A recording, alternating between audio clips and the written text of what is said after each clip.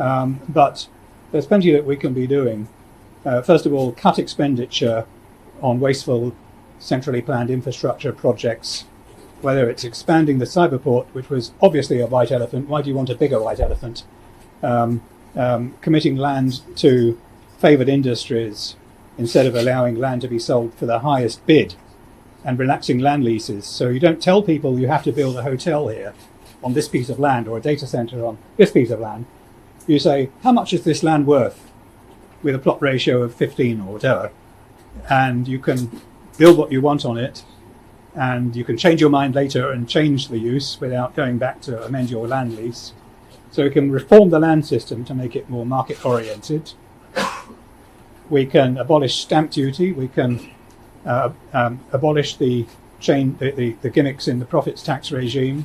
We can return to a flat rate of tax for properties on rates rather than trying to escalate it for larger properties, residential.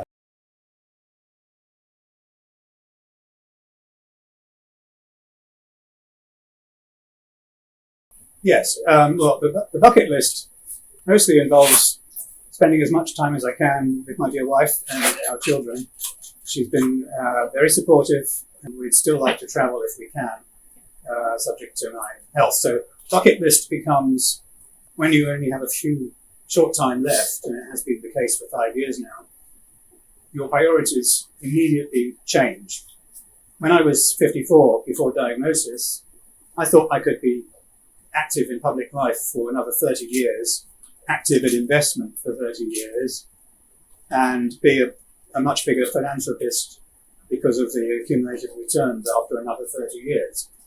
And towards my 80s, I would be focusing on, giving it away, playing with my grandchildren, and so on.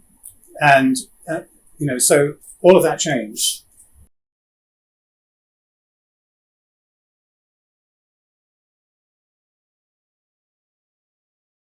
Well, thank you. I'm not unique, really. I'm sure that in the right environment, there will be others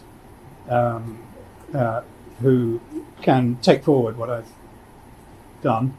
There are still some NGOs that promote free markets. You heard from one of them in a question at the lunch. I hope that over time, Hong Kong will return and China will become more open to public debate on issues that benefit society and the economy.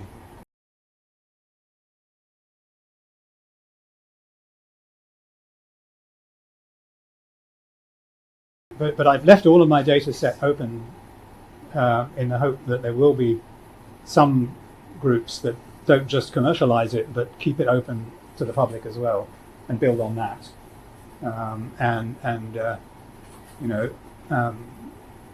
I'm sure that over time the policy debates will continue and hopefully in a more open environment.